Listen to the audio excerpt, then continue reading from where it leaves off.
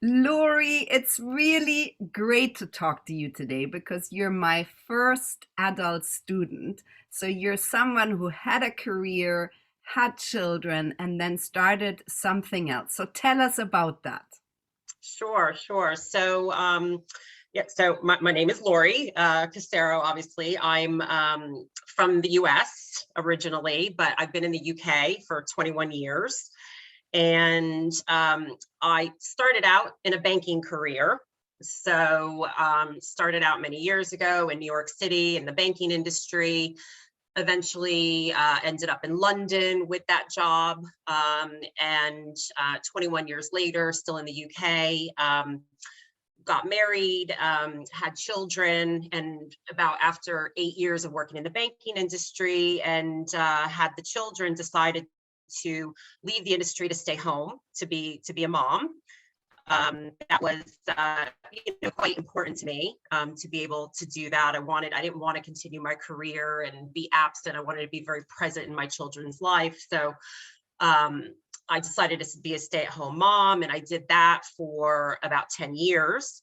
And then when the kids got a little bit older, kind of decided, well, what am I going to do now? I've raised my kids, and they're old enough where I have time now and I could do something, but I definitely didn't want to go back into the banking industry. I really wanted to do something meaningful and where I felt like I was making, a difference in people's lives. And so I decided to go into the nonprofit industry first. And that's kind of what I've been doing for the last kind of 5 years. And really enjoy that, really enjoy kind of getting back into the kind of the workforce doing that. And I think through the course of that, I kind of started getting these stirrings of, the charities I was working for, doing great work with young people and with supporting disadvantaged women. And through some of the mentoring that I was doing through that, I kind of started getting these stirrings of, I really want to work more one-on-one with some of these people. I really want to be able to kind of be in a position to continue to counsel them, mentor them, have that training to be able to do that. And that's kind of where the stirrings came to, thinking about wanting to become a therapist, counselor, psychotherapist. And then just really, thought about it, started to do some research of what it would entail in terms of going back to school. And I made the decision to do it a little over a year ago. So that's kind of where I'm at now. I Full love time. it, Lori. I love it because I think so many people arrive at sort of the midpoint in their life and they just think either they think, gosh, I really want to do something else, or they had a break and they had time to reset and find new goals, or whatever it may be. I think it's so brave to start something else and to go back to school when you're sort of middle aged. Lori, tell us a little bit about that. What is it like to be in university at, sort of our age? And our age, meaning just having turned 50. Um, it's it's great, it's definitely, I think in the beginning, it's scary, and I think that's what women, anybody, women or men, thinking about wanting to return to school or a change in career. It is scary, it is, but I think you have to kind of forge through that and push through that, because once you do it, I think it's fantastic. So um, it's great. I mean, I love being in the learning environment again. I love filling my brain with new thoughts, new energies, meeting new people. Um, in the beginning, it's definitely difficult because, at 50 and your brain doesn't work the way that it used to do, and trying to absorb all this information and have papers to write and homework and having to follow a lot of stuff, having assignments. In the beginning, it's very, it is a bit daunting, but I think, what the goal is. And if you love it, you do it. I think some of my friends have said, wow, I don't know how you can be back in school again. But, I think my answer is always, if you're passionate about it and you love it, you do it. And it doesn't seem like a goal at all. So yeah, it's been really good. I did all my kind of foundation course last year, because you have to do a certain amount of like prerequisite courses to then get accepted into a program. So I did that for the last year. And then I decided to continue on because I was enjoying it so much. And so now I'm doing a master's in psychotherapy at a university in London. And I'll be doing that for the next 3 to 4 years, depending on kind of how far I decide to take it. It's amazing, Lori. Thank you for shining a light on this. Tell me, what do you think is your main motivator? What pushes you to do it, to have a second career? I think my main motivator is wanting to have a purpose. I think that, I think that's always been my motivation, starting from when I, my first career of, what is my purpose? At that stage of my life, it was career, it was making money, being something that made my identity, then it was being a mom, being a wife, which are still my motivators for sure. That motivates me. I think giving to my kids and my husband and having that love back in return definitely motivates me.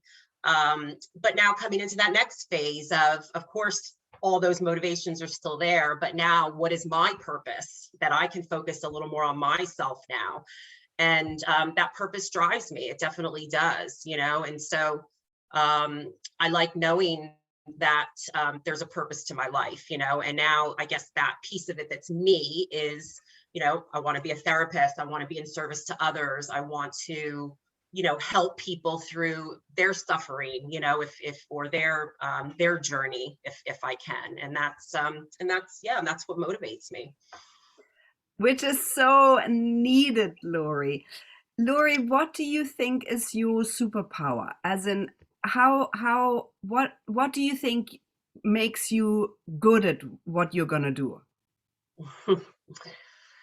I think that definitely my my intuition, I think, is very good. I think kind of trusting your gut and your intuition is women's intuition, I think, is so priceless, and we have it, and we need to kind of use it and really harness it as much as possible. So I think it's when those voices come into your head of, oh, I'd like to do this, or maybe I want to do this, but no, maybe I can't, it's, I think trusting that voice to go ahead with it. If you have stirrings to want to do that, you should do it, So I think with me, having that intuition, and then I guess in terms of being a good therapist, I think the ability to be able to connect to people, I think that I've always been very comfortable in relating and connecting to people and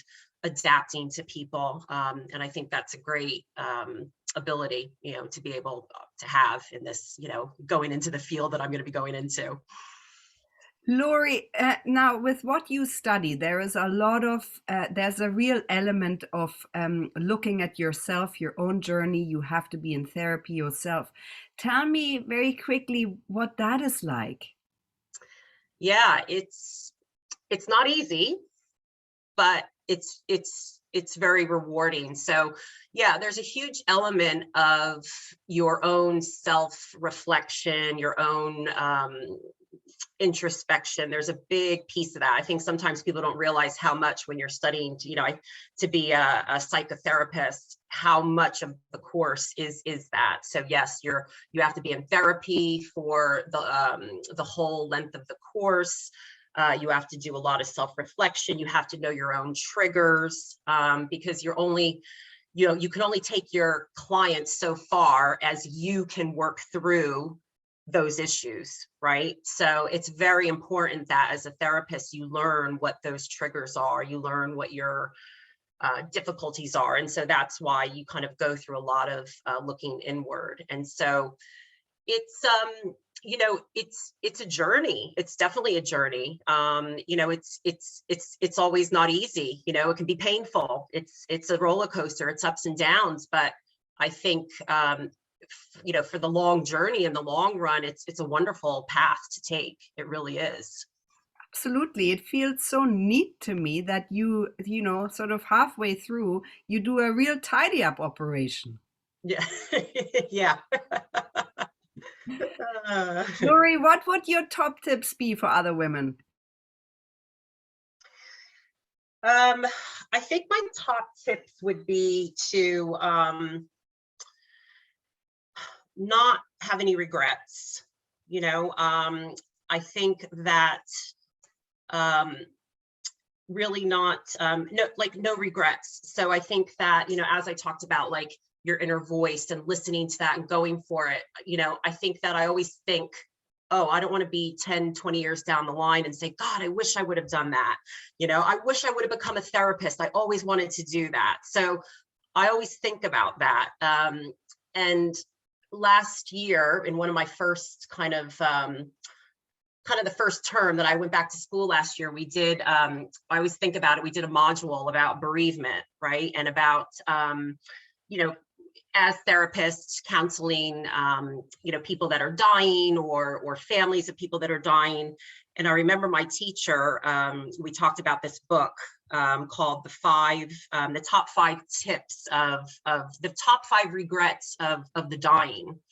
And it's a great book by Bronnie Ware. And so Bronnie was a caretaker of people that were dying. And so through the years, in the course of her taking care of these dying people, she listened to their stories, and kind of these 5 top regrets emerged of these dying people. And I think the first one is, they're all wonderful, but the first one is the most important to me. It says, I wish I had the courage to, be true to myself and do what's true to myself and not what others expect of me. So I guess for me, that's one of my top tips. It's what I kind of always think about in the back of my mind. Do what you want to do. Realize your value and be true to that. Whatever that is. So you don't have any regrets. I love that, Lori. It's such a good tip. Lori, what are your plans or dreams for your future? Well, obviously I want to finish school. So I've got a good, depending on the journey I decide to take, I've got at least another 2 to 4 years left with that. But obviously I want to finish my studies and start working. I'll start working in a placement kind of early next year. So at least I'm going to start, being, working as a therapist, which is really exciting.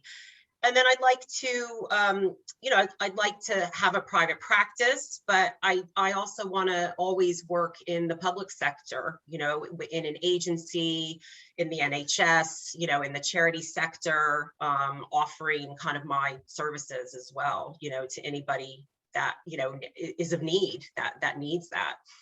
So yeah, that's Amazing. kind of my plan. Amazing, Lori. I'm so inspired by your story. Thank you for telling it. Thank you.